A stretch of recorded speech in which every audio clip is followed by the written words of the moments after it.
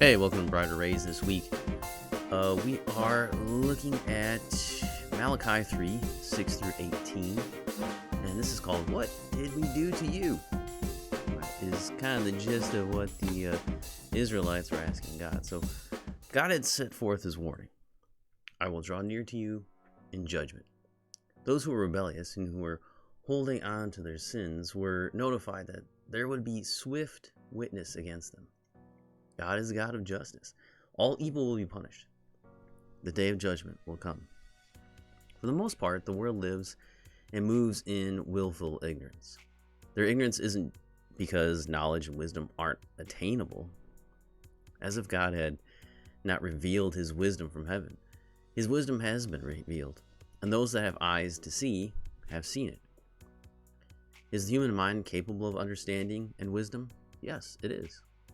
God has created mankind with brains that are able to conceive of those things.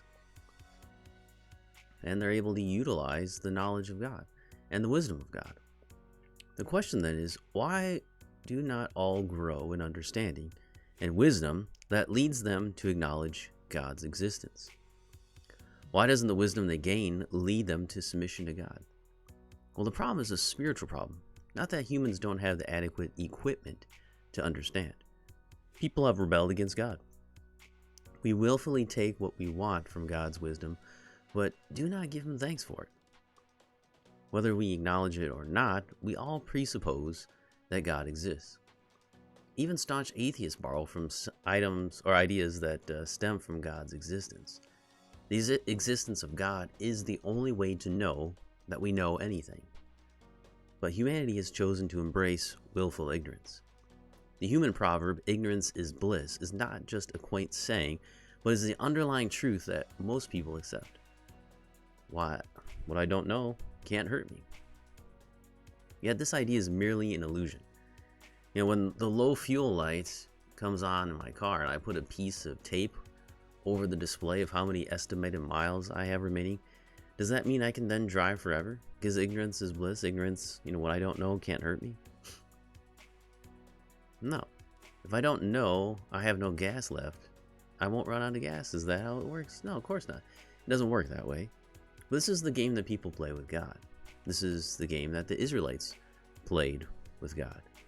If we pretend we don't know the law and what God's will is, then I can say that God approves of everything. If I don't read the Bible, then I can't be held accountable for what's in it.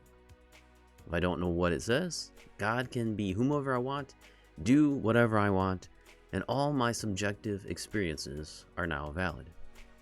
But God does not play this game with us. There will be consequences for this game. For unbelievers, all their illusions will evaporate into eternal punishment. And for believers, they will miss out on a full reward. In this section of Malachi, we find Judah playing the ignorance card again as they ask, how shall we return? How have we spoken against you? But yet, there is hope for those that fear him. And there was a remnant that have always done that. So that's the beginning of our study this week. Come back tomorrow for part 2, and we'll look at verses 6 through 12. And how shall we return, they ask. And we'll hear the answer.